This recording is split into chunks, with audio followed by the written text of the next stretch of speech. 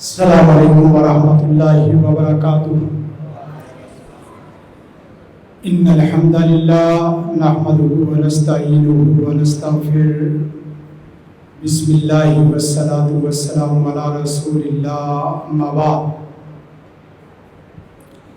فقال اللہ تبارک وتعالی فی کلامہ المحکم، ما كان محمد أبا أحد من رجالكم ولكن رسول الله وخاتم النبيين، وقال عز وجل شانه اليوم أكملت لكم دينكم وأتممت عليكم نعمتي ورضيت لكم الإسلام دينا، وقال تبارك وتعالى في مقام ثالث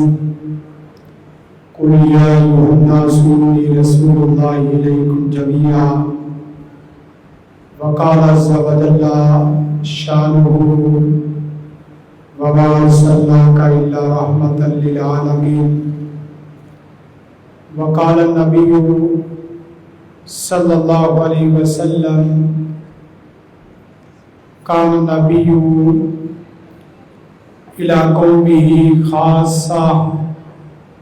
وبعثت إلى الناس عامة، قال النبي صلى الله عليه وسلم ختم بي النبيون۔ انداز بیاہی بدل دیتا ہے رنگوں وگرنا، انداز بیاہی بدل دیتا ہے رنگوں وگرنا، زمانے کی کوئی بات نئی بات نہیں ہوتی، نہ جب تک کٹ مروں میں خواجہ یسرب کی عزت پر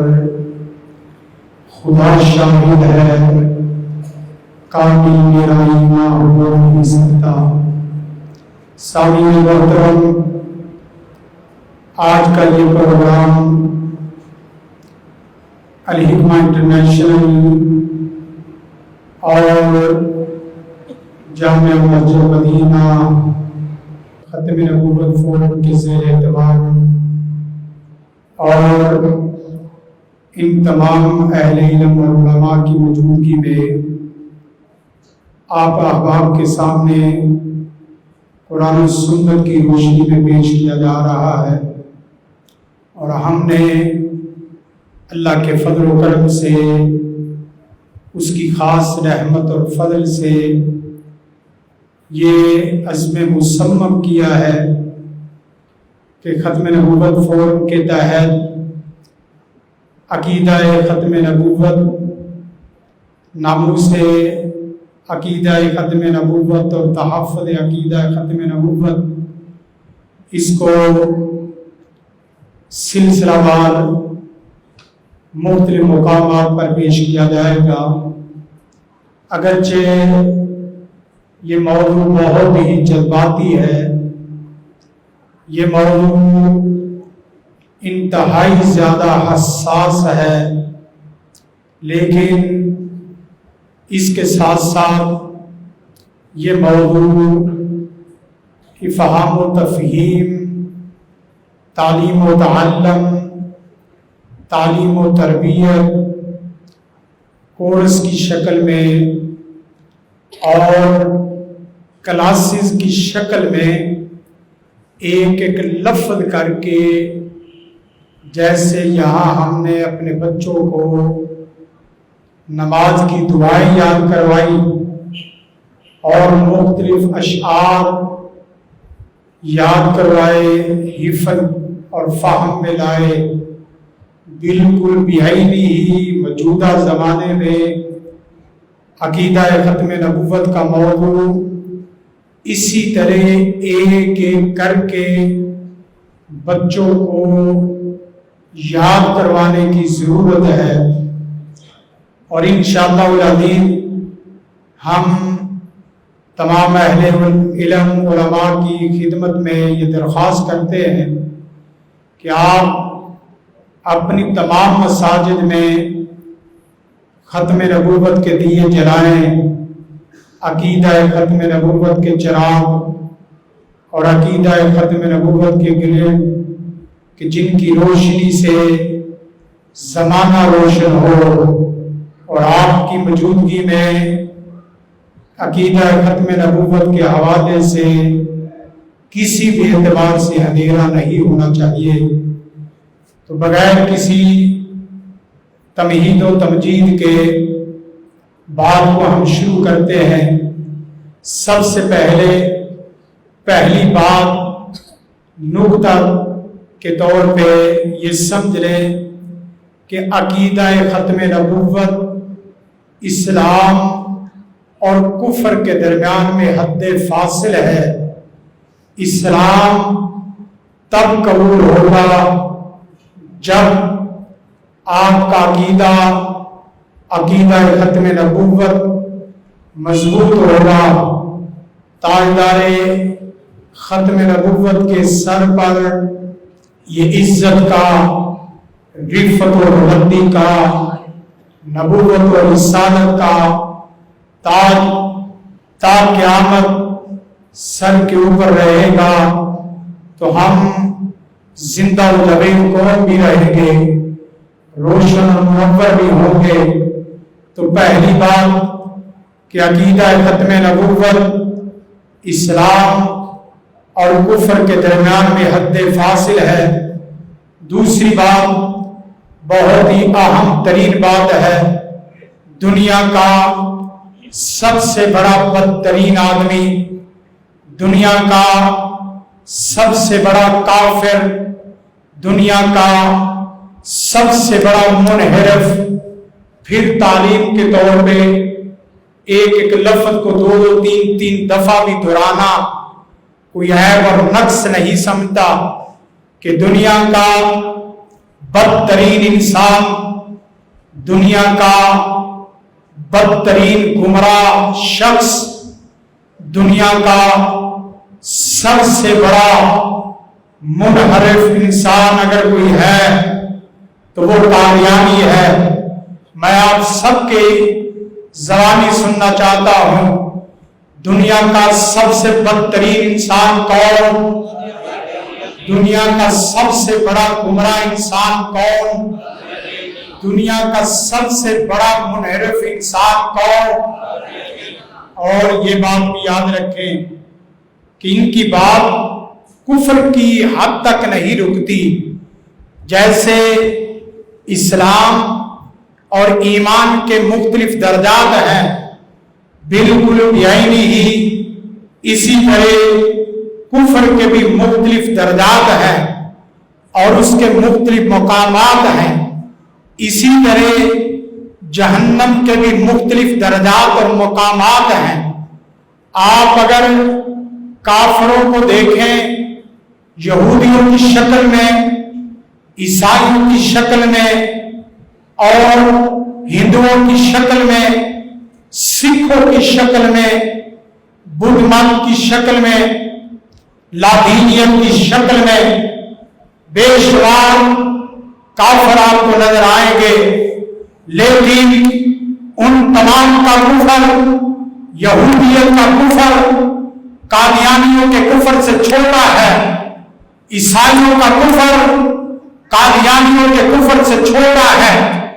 ہندوؤں کا کفر قادیانیوں کے کفر سے چھوٹا ہے، سکھوں کا کفر قادیانیوں کے کفر سے چھوٹا ہے۔ اس کی بنیادی وجہ یہ ہے کہ ہندو اپنے کفر کو ہندوازم کے نام سے، سکھ اپنے سکھزم کے نام پر، یہودی اپنے کفر کو یہودیت کے نام پر، عیسائی اپنے کفر کو عیسائیت کے نام پر دنیا کے سامنے پیش کر رہے ہیں۔ لیکن یہ ظالم ایسے کبھی ترین کافر ہیں کہ کلمہ اشہد ان لا الہ الا اللہ وحدہ لا شریک لہ واشہد ان محمدا عبدہ ورسولہ، کلمہ ہمارا لیتے ہیں اور بناتے اپنا ہے، نبی محمد صلی اللہ علیہ وسلم نام ہمارا لیتے ہیں اور نام اپنا رکھتے ہیں صحابی، اسلام، مسجد، یہ تمام کے تمام ہمارے نام ہے اور یہ ہماری وراثت ہے، یہ ہماری میراث ہے۔ اور اللہ کے فضل و کرم سے جہاں ہم اپنی دنیا کے کوئی پلاٹ دنیا کی کسی دکان پہ قبضہ نہیں کرنے دیتے، اسی طرح مل کے میرے ساتھ بابا بلند آواز سے یہ اعلان کرو کہ ہم اللہ کے فضل و کرم سے یہ اپنی میراث مسجد کی شکل میں کسی کو دینے کے لیے تیار نہیں ہے۔ ہم اپنا نام کسی کو دینے کے لیے تیار نہیں ہے۔ محمد صلی اللہ علیہ وسلم ہمارے ہیں، ہم اپنے حبیب کا کسی اور کو نام رکھنے دیں گے نہیں۔ ان کے ماننے والے صحابہ ہیں، ہم ان کا نام کسی اور کو نام رکھنے دیں گے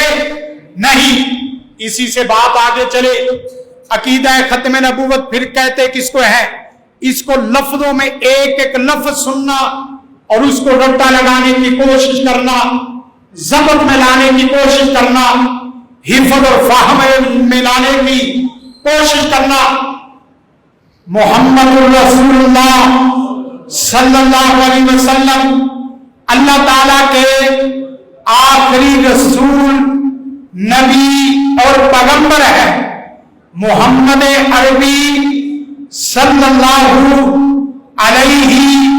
وآلہ وسلم اللہ تعالیٰ کے آخری رسول اور پیغمبر نبی ہیں، اور ہمارا عقیدہ ہے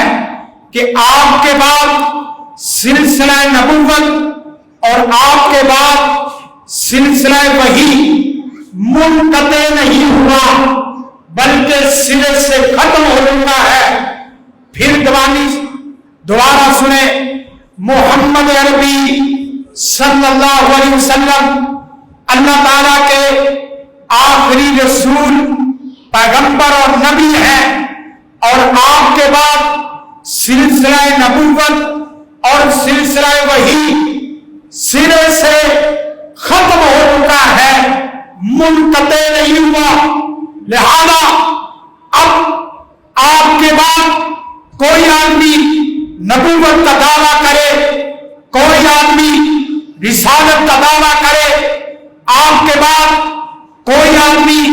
وحی کے جاری ہونے کا دعویٰ کرے، وہ آدمی نہ صرف کافر ہے بلکہ زندیق کافر ہے۔ زندیق کافر کا مطلب یہ ہے جیسے اسلام اور ایمان میں صدیقیت کا درجہ ہے، صدیقیت سے بڑھ کے ایمان میں، اسلام میں کسی اور کا کوئی درجہ نہیں، اسی طرح قادیانی زندیق کافر ہے، ان کو مرتد کافر نہیں کہنا، اس لیے کہ ہم نے تو ان کے اسلام کو تسلیم ہی نہیں کیا۔ مرتد وہ ہوتا ہے جو اسلام قبول کرنے کے بعد، اسلام لانے کے بعد، اس کے بعد عقیدہ اسلام توحید کے بعد ارتداد کی شکل اختیار کر لے۔ ان ظالموں کو ہم نے ایمان میں، ہم نے اسلام میں، توحید میں کبھی بھی شمار نہیں کیا، لہذا ہمارے نزدیک یہ صرف کافر نہیں ہے بلکہ زندیق کافر ہے۔ اور علماء کا اس بات پر اجماع اور اتفاق ہے کہ ہر بندے کے کفر کے اوپر فتویٰ دیتے وقت آپ نے تمام قسم کے دلائل کو دیکھنا ہے۔ کسی کو مشرک کہتے وقت، کسی کو کافر کہتے وقت، کسی کو منافق کہتے وقت، کسی کو بدعتی کہتے وقت، یہ چار قسم کی ڈگری کسی انسان کو بغیر دلیل کے نہیں دینی، لیکن ہمارا یہ بھی عقیدہ ہے کہ قادیانی ایک ایک کو گن گن کے ایک ایک کا نام لے لے کر آپ کافر، زندیق کافر کہیں،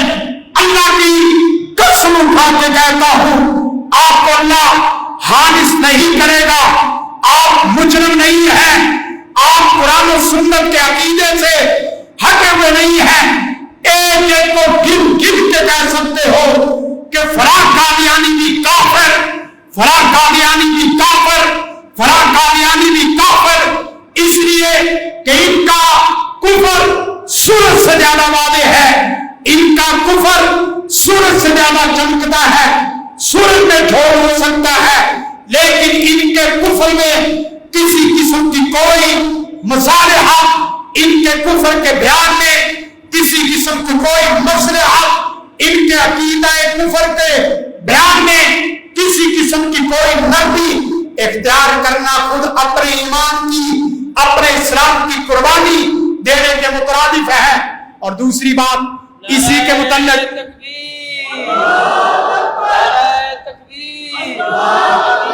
ختم نبوت، عرصے پہ لعنت، قادیانت پہ لعنت، عرصے پہ لعنت، قادیانت پہ لعنت، صدیق الرحمان ظاہر صاحب۔ اور اسی طرح یہ بات بھی یاد رکھیں، کسی مسلک کے اوپر، مسلمان اہل سنت کے کسی مسلک کے اوپر آپ کلی طور پر کفر کا فتویٰ نہیں لگا سکتے، شرک کا فتویٰ نہیں لگا سکتے، نفاق کا فتویٰ نہیں لگا سکتے، لیکن ان کے مقابلے میں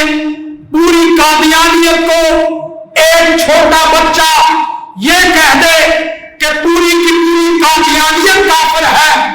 تمام کے تمام قادیانی کافر ہیں، بغیر کسی ایک کی تفریق کے، تو میں اللہ سے ڈر کے اللہ کی قسم اٹھا کے کہتا ہوں، پھر بھی آپ قرآن و سنت کی روشنی میں مجرم نہیں ہو سکتے۔ اس دعوے کی دلیل،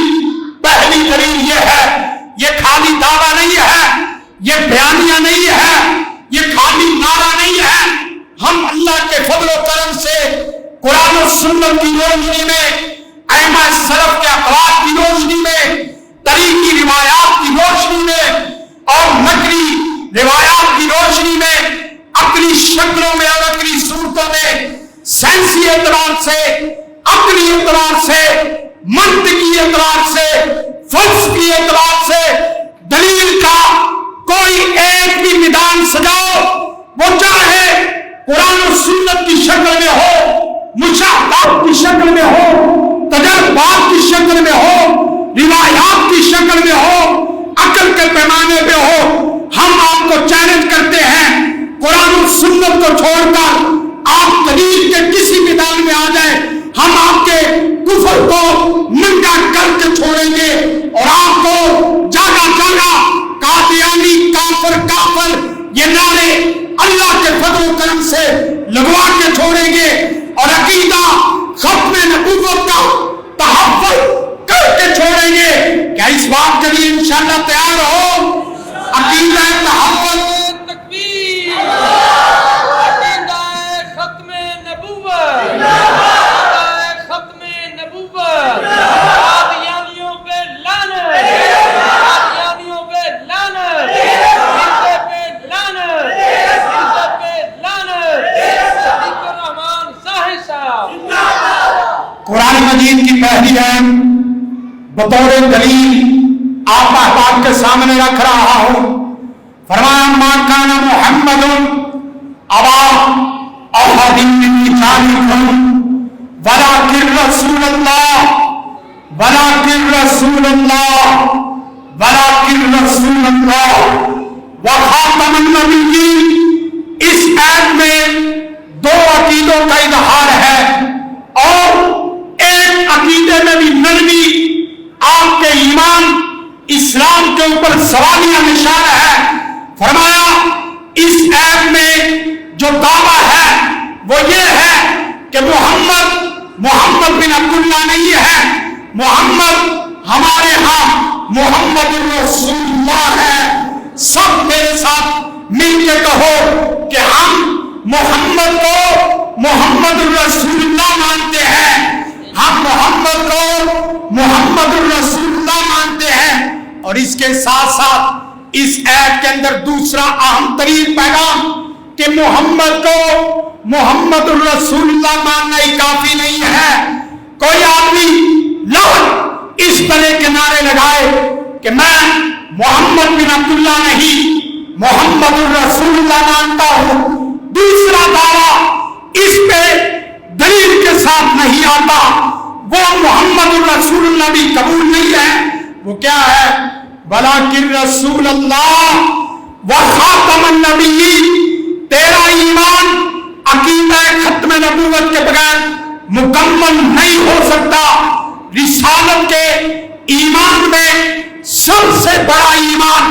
رسالت کے ایمان میں، ایمان بالرسول میں سب سے بڑا ایمان اگر کوئی ہو سکتا ہے تو وہ عقیدہ ختم نبوت کا ایمان ہے۔ اور اسی طرح اسی کے اندر عقیدہ ایمان بالرسالت میں اگر سب سے بڑا کفر کوئی ہو سکتا ہے تو وہ عقیدہ ختم نبوت کا انکار ہے۔ فرمایا محمد الرسول اللہ والذین معہ اشداء، قرآن مجید نے مختلف مقامات پر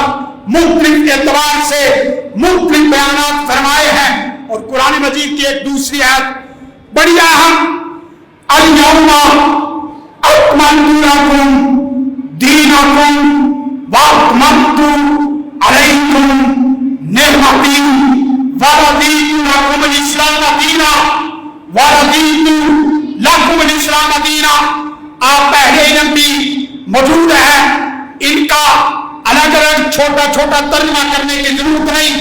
اس ایت کے اندر دو بڑے حملے ہوئے، دو ظالموں نے حملے کیے، بہت بڑا حملہ۔ قیامت کے دن اللہ نے اعلان کیا کہ میں نے دین اسلام کو مکمل کیا اور اس کو بطور اسلام پسند کرتا ہوں۔ سب سے بڑا حملہ اس ایت کے اوپر قادیانیوں نے کیا، سب سے بڑا حملہ کہ دین مکمل ہوا، دین مہر شدہ ہوا، دین ختم شدہ ہوا، لیکن ان ظالموں نے یہ عقیدہ بنایا کہ دین مکمل نہیں ہے بلکہ دین ابھی جاری ہے۔ پہلا حملہ منکرین ختم نبوت کا تھا، پہلا حملہ اسود انسی نے کیا، پہلا ختم نبوت کا مجاہد سیدنا ابو بکر صدیق رضی اللہ تعالیٰ عنہ، دنیا کے سب سے بڑے مفسر قرآن، دنیا کے سب سے بڑے فقیہ، خلیفہ اول، خلیفہ راشد، وہی ختم نبوت کے سب سے پہلے سب سے بڑے مجاہد، جس وقت مسیلمہ کذاب نے سب سے پہلا دعویٰ کیا تو مسیلمہ کذاب کے دعوے کے بعد سیدنا ابو بکر صدیق رضی اللہ تعالیٰ عنہ جیسا نرم و نازک انسان، مسئلے حد سے کام لینے والا، انہوں نے بھی اپنی تلوار کو نکالا۔ کیا آپ قادیانیوں کے لیے نرم گوشہ رکھتے ہو؟ نہیں، آپ قادیانیوں کے لیے ننگی تلوار بننے کی ضرورت ہے۔ اور دوسرا حملہ اس ایت کے اوپر جنہوں نے کیا وہ لوگوں نے کیا کہ جو لوگ سمجھتے ہیں قرآن و سنت میں کچھ اضافے کی ضرورت ہے، قرآن و سنت میں تغیر و تبدل کی ضرورت ہے، قرآن و سنت میں کچھ حالات کی تبدیلی کے ساتھ احکامات کی تبدیلی کی ضرورت ہے۔ قرآن مجید کی ایک تیسری آیت فرمایا وَمَا أَرْسَلْنَاكَ إِلَّا رَحْمَةً لِّلْعَالَمِينَ، اے حبیب جہاں اللہ عرشوں پر رب العالمین ہے، اے حبیب فرشوں پر آپ رحمت للعالمین ہیں۔ جہاں اللہ پوری کائنات کے لیے رب العالمین ہے، وہاں آپ پوری کائنات کے لیے، انسانوں کے لیے، جنوں کے لیے، عرشوں کے لیے، فرشوں کے لیے، کائنات کی ہر مخلوق کے لیے اگر رحمت للعالمین کوئی ہے تو وہ کون ہے؟ محمد الرسول اللہ صلی اللہ علیہ وسلم، محمد عربی صلی اللہ علیہ وسلم۔ اور پھر اس کے بعد قرآن مجید کی اس آیت نے تو مسئلہ ہی ختم کر دیا۔ قُلْ يَا أَيُّهَا النَّاسُ إِنِّي رَسُولُ اللَّهِ إِلَيْكُمْ جَمِيعًا، کہہ دو کہ میں کائنات کے تمام انسانوں کی طرف نبی بنا کے بھیجا گیا ہوں، پوری کائنات کے انسانوں کی طرف، پوری کائنات کے جنوں کی طرف اگر کوئی رسول آخری نبی ہے تو وہ جناب محمد رسول اللہ صلی اللہ علیہ وسلم ہے۔ ہم پوچھتے ہیں کہ ظالم پوری کائنات کے انسانوں کی طرف رسول اگر کوئی ہے تو وہ تو اللہ کے حبیب، اللہ کے رسول ہیں۔ تو بتا، تو دنیا کی کس مخلوق کی طرف مبعوث ہے؟ تو دنیا کے کس انسان کی طرف مبعوث ہے؟ دنیا کے کون سے جن کی طرف مبعوث ہے؟ اسی کو قرآن مجید نے ایک دوسرے مقام پر فرمایا، وَمَا أَرْسَلْنَاكَ إِلَّا كَافَّةً لِلنَّاسِ بَشِيرًا وَنَذِيرًا۔ پوری کائنات کے لیے اگر بشیر نبی بنا کے بھیجا گیا ہے تو وہ محمد رسول اللہ صلی اللہ علیہ وسلم کو۔ اور پھر یہ بھی آپ یاد رکھیں، رسالت کوئی کسبی معاملہ نہیں ہے، رسالت کوئی محنت سے حاصل ہونے والا مسئلہ نہیں ہے، کوئی کمانے سے نہیں ملتی۔ قرآن مجید اللہ یصطفی من الملائکۃ رسلا، یہ اللہ کا انتخاب ہے۔ اللہ جسے چاہے اپنا رسول بنائے، اللہ جسے چاہے اپنا آخری حبیب بنائے۔ یہ کوئی کسبی مسئلہ نہیں ہے، ذاتی مسئلہ نہیں ہے، محنت پر مبنی مسئلہ نہیں ہے، یہ عبادات اور ریاضتوں سے حاصل ہونے والا مسئلہ نہیں ہے۔ پوری کائنات مل کے، ساری کائنات مل کے عبادت کر کے ایک انسان کی جوڑی بگاڑتے، اس کے باوجود بھی کوئی بندہ نبی نہیں بن سکتا۔ پوری کائنات مل کے ریاضتوں کے سفر میں سفر شروع کرتے اور پھر اپنی ساری ریاضتیں ایک انسان کی جوڑی میں لاتے، پھر بھی اس کے باوجود بھی کوئی بندہ نبی بن سکتا نہیں ہے، محمد رسول اللہ بن سکتا نہیں ہے، خاتم النبیین بن سکتا نہیں ہے۔ قرآن مجید کی بے شمار آیات اور اس کے بعد ایک ایک کر کے حدیث نبی کائنات صلی اللہ علیہ وسلم نے فرمایا، کان النبی الی قومہ خاصہ، اللہ کے نبی صلی اللہ علیہ وسلم کی نبوت زمانے کی قید سے ادا، مکان کی قید سے ادا، شخصیات کی قید سے ادا۔ رسول کائنات کی نبوت کا کوئی خاص زمانہ نہیں ہے، رسول کائنات کی نبوت کا کوئی خاص مقام نہیں ہے، جگہ نہیں ہے، اشخاص نہیں ہے۔ آپ عربوں کے لیے بھی، اجمیوں کے لیے بھی، اول کے لیے بھی، آخر کے لیے بھی، گوروں کے لیے بھی، کالوں کے لیے بھی، اور کائنات کے ہر خطے، چاہے یورپ کا رہنے والا ہو یا مشرق کرانے والا ہو، رسول کائنات کی نبوت پوری انسانیت کی طرف ہے۔ فرمایا بعثت للناس عامہ، میں پوری کائنات کی طرف نبی بنا کے بھیجا گیا ہوں۔ حدیث بے شمار ہے، آپ نے اہل علم سے سنی، ختم بالنبیون، میرے ساتھ سلسلہ نبوت کو ختم کر دیا گیا۔ اور اس کے بعد یہ حدیث تو بہت ہی اہم ہے کہ میرے بعد کوئی نبی نہیں آئے گا، اگر آتا، اگر ہوتا تو وہ لگانا عمر بن الخطاب۔ پہلی بات تو یہ ہے کہ میرے بعد سلسلہ نبوت کو سر سے ختم کر دیا گیا، میرے بعد نبوت کی صلاحیت سرے سے چھین لی گئی ہے۔ اگر کوئی ہوتا تو عمر ہوتا، عمر نہیں تو کوئی نہیں، عمر نہیں تو مسلمہ کذاب نہیں ہو سکتا، عصمت انسی نہیں ہو سکتا، طلحہ اسدی نہیں ہو سکتا، مرزا غلام محمد قادیانی نبی ہو سکتا نہیں ہے۔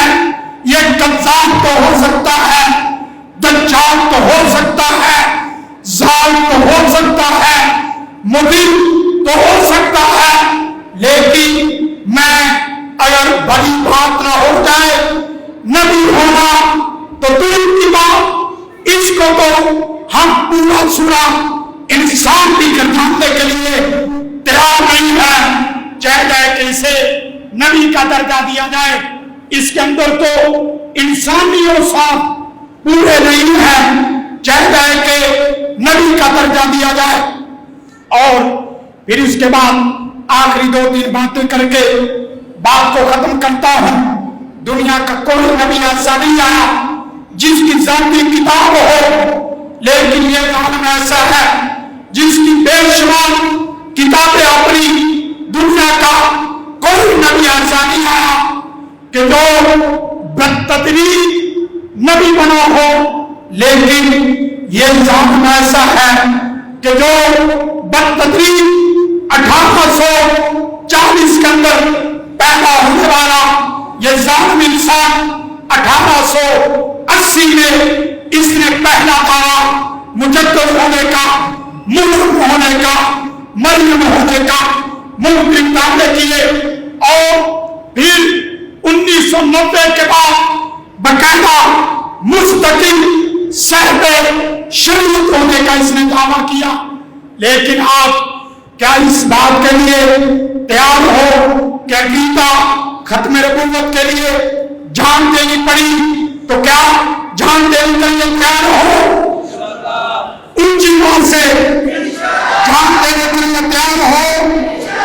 عقیدہ ختم نبوت کے لیے